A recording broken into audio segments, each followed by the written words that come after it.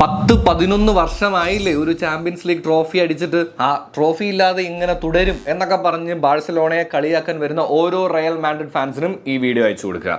അപ്പോൾ പറഞ്ഞു വരുന്ന കാര്യം എന്താണെന്ന് വെച്ച് കഴിഞ്ഞാൽ, യെസ്, എന്നോട് ചോദിക്കുന്നത് നിനക്ക് ഫുട്ബോൾ നോളേജ് ഉണ്ടോടാ, ഏത് യൂണിവേഴ്സിറ്റിയിൽ നിന്നാണടാ നീ പഠിച്ചു വന്നതെന്ന് ചോദിച്ചു കഴിഞ്ഞാൽ അതിനൊന്നും ഞാൻ മറുപടി പറയാതെ കുറച്ച് ചരിത്രം പറഞ്ഞു തരാം കേട്ടോ. അതായത് ചാമ്പ്യൻസ് ലീഗിൻ്റെ ചരിത്രത്തിൽ ഏറ്റവും കൂടുതൽ ചാമ്പ്യൻസ് ലീഗ് സീസൺസ് കളിച്ചിട്ടുള്ള ടീം എന്ന് പറയുന്നത്, അതായത് ചാമ്പ്യൻസ് ലീഗിൻ്റെ ചരിത്രം എടുത്ത് നോക്കുക തന്നെ 50 സീസണിൽ കൂടുതൽ കളിച്ചിട്ടുള്ള ഒരൊറ്റ ടീമുള്ളത് റയൽ മാഡ്രിഡ് ആണ്.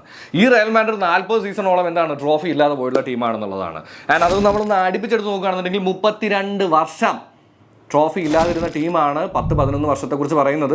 ഈ 15 കപ്പിൻ്റെ കഥ പറയാമെങ്കിൽ ഈ 32 വർഷത്തിൻ്റെ കഥയും നിങ്ങൾ ഓർക്കണം എന്നുള്ളത് മാത്രമേ എനിക്ക് ഓർമ്മിപ്പിക്കാനായിട്ടുള്ളൂ. ഇനി ചരിത്രം പഠിക്കണം എന്നൊന്നും ഞാൻ പറയുന്നില്ല. കാര്യം എന്താണെന്ന് വെച്ച് കഴിഞ്ഞാൽ, ചരിത്രം പഠിക്കാൻ പോയി കഴിഞ്ഞ് കഴിഞ്ഞാൽ പല മാച്ചുകളും നമ്മൾ ഓർത്തെടുക്കേണ്ടതായിട്ട് വരും. അങ്ങനെ ഓർത്തെടുത്ത് വന്നു കഴിയുമ്പോൾ നിങ്ങളൊക്കെ ഏത് ടീമിനെ പിന്നെ ഫോളോ ചെയ്യും എന്നുള്ളത് ഒരു വലിയ ചോദ്യം തന്നെയാണ്. ഇനി അത് അവിടെ ഇരിക്കട്ടെ.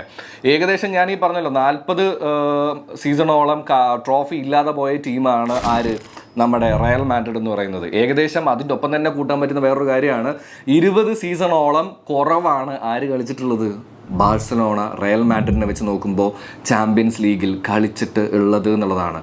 Bro, V respect trophy, V respect teams, പക്ഷേ അത് അങ്ങോട്ടും ഇങ്ങോട്ടും വേണം. 32 വർഷമൊക്കെ മറക്കാനുള്ളതല്ല, ഇടയ്ക്കൊക്കെ ഒന്ന് ഓർത്തെടുക്കാം.